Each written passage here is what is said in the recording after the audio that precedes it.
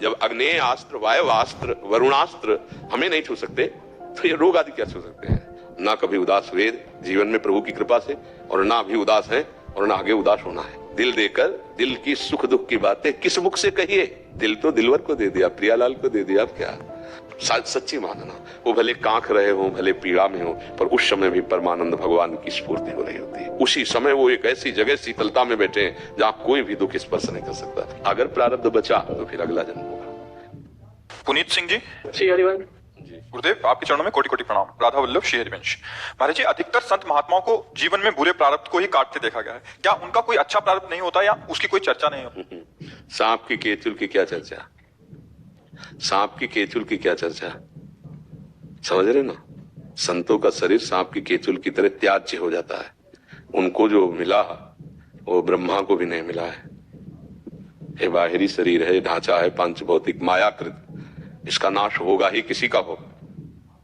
उनका आखिरी जन्म है, जो प्रारब्ध भोग है उसे हंसते हुए काट लेते हैं।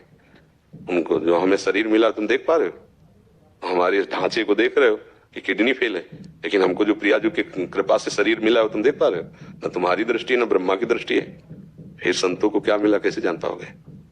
इसलिए इस देह का तब तक महत्व है जब तक परमात्मा प्राप्ति नहीं हो जाती, आत्मबोध या भाव देह की प्राप्ति, तब तक इसका महत्व है।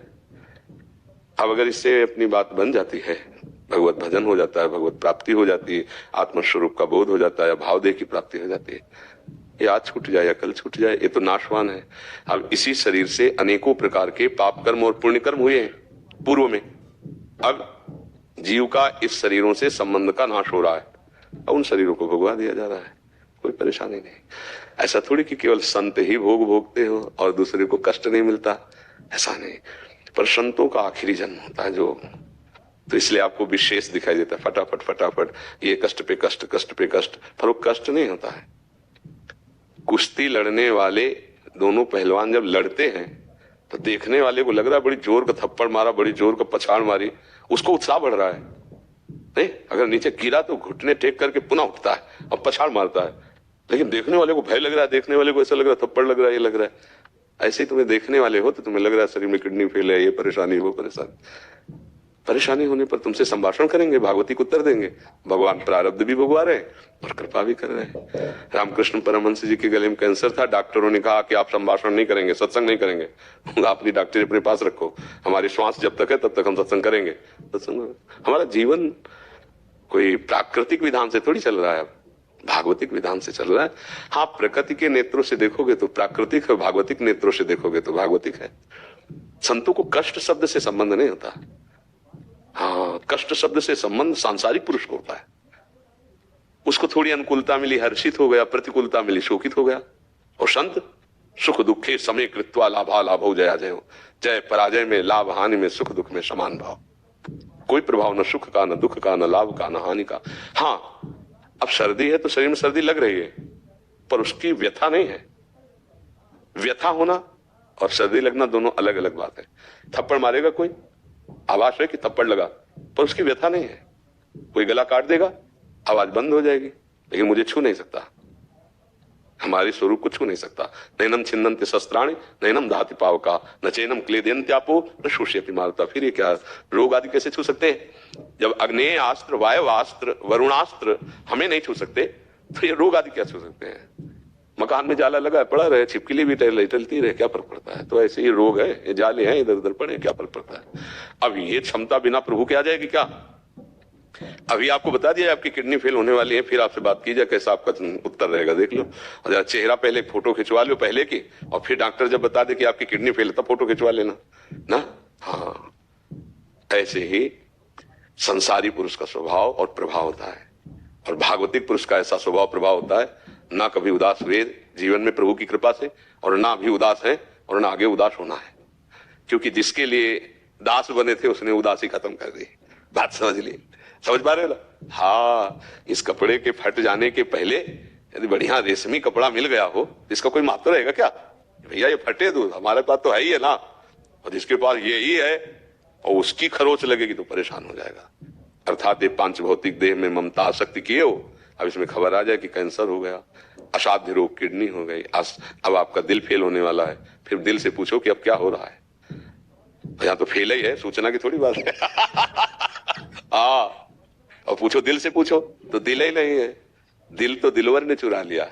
अब दुख सुख की बातें कहाँ रही, दुख सुख की बातें तो दिल में होती है और दिल तो दिलवर ने चुरा लिया। अब क्या दिल देकर दिल की सुख दुख की बातें किस मुख से कहिए, दिल तो दिलवर को दे दिया, प्रियालाल को दे दिया। अब क्या थोड़ा भजन करोगे तो आगे जाओ। संतों को कष्ट, हाँ एक बात का कष्ट होता है, आपको दुखी देखकर। आपका दिव्य मनुष्य जीवन और आप विषयों में सुख दुख का अनुभव करते हुए भगवत विस्मरण करके जीवन जो व्यतीत करते हो, ये देखकर जलन होती है कि यार तुम सच्चिदानंद सुख को प्राप्त कर सकते हो, तुम भगवान को प्राप्त कर सकते हो, तुम ऐसे अवसर को व्यर्थ में खो रहे हो। इस बात का कष्ट, और संतों को कष्ट नहीं होता। सच्ची मानना, वो भले कांख रहे हो, भले पीड़ा में हो, पर उस समय भी परमानंद भगवान की स्फूर्ति हो रही होती है। उसी समय वो एक ऐसी जगह शीतलता में बैठे हैं जहां कोई भी दुख स्पर्श नहीं कर सकता। ये केवल प्रवचन की बातें नहीं है, संतों को दुख नहीं होता है। पर यह जरूर है कि जिसका अंतिम जन्म होता है उसका फाइनल फटाफट होता है, क्योंकि अब हिसाब किताब बराबर होना है ना, इसलिए बहुत कष्ट देखा जाता है, बड़े बड़े सिद्ध महापुरुषों में देखा जाता है। तो वो कष्ट बाहरी होता है, क्योंकि इस तंज के द्वारा पाप हुए हैं। इस जन्म में, पूर्व जन्म में बड़े बड़े पाप हो गए, चूक हो गई, गलती हो गई। अब हम भजन में लगे हैं, अब हमारा भजन भगवत प्राप्ति के मार्ग में जा रहा है। अगर हम उनको मिटाना चाहें तो मिटा सकते हैं, पर फिर बाधा पड़ जाएगी, फिर और जन्म लेना पड़ेगा, क्योंकि खर्चा कर रहे हो ना। तो फिर इसीलिए निष्काम भजन भगवत प्राप्ति कराता है कि हमें जो कष्ट आ रहा है उसे हम भोग रहे हैं, डॉक्टर रूप से भगवान औषधि रूप से हमको संभाल रहे हैं, उससे हम अपना संभाल रहे हैं और भजन का प्रयोग कर रहे हैं भगवत प्राप्ति के लिए, जगत मंगल के लिए। तो ऐसे चलता रहता है। उसको ये न देखे कि संतों को इतना कष्ट क्यों मिलता है। नहीं, संतों को कष्ट नहीं मिलता है, भगवान अपनी गोद में रखे रहते हैं। देखो प्रहलाद जी को कितना कष्ट दिया गया, लेकिन प्रहलाद जी को कोई कष्ट हुआ क्या? ठाकुर हरिदास जी को 22 बाजारों में कोड़ों से मार मार कर खाल खींची गई, तो क्या उनको कष्ट था क्या? नहीं, सारे कोड़े भगवान श्री हरि के अंग पर पड़ रहे थे। वो अपने भक्तों की महिमा प्रकाशित करते हैं, उनकी लीला है। क्या कष्ट शब्द से संबंध भक्तों का नहीं होता, भक्तों का तो आनंद से संबंध होता है।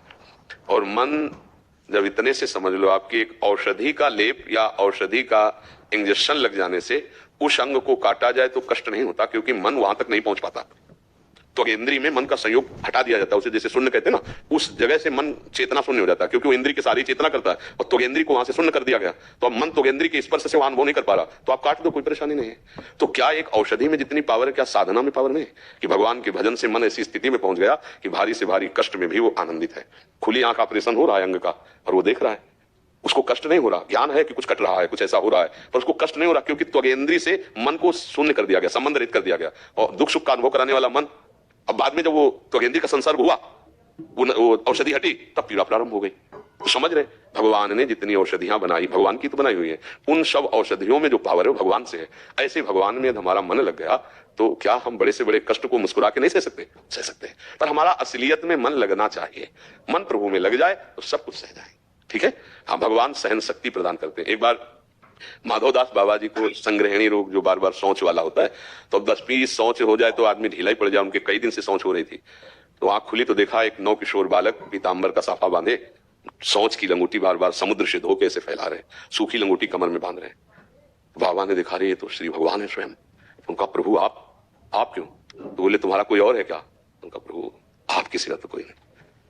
तो कहा जिसका मेरे सिवा कोई नहीं होता तो मैं ही स्वयं सेवा कर। भगवान के कितने पार्षद हैं, जय विजय, कितने महान, लेकिन भगवान पार्षदों को आज्ञा नहीं की, आप स्वयं आकर।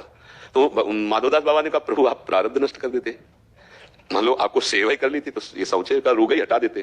बोले नहीं, सिद्धांत का पालन करना है, हम तुम्हारी सेवा कर लेते हैं, तुम प्रारब्ध भोग लेते हो, शरीर छूटेगा, हमारे धाम आ जाओगे। अगर प्रारब्ध बचा तो फिर अगला जन्म होगा।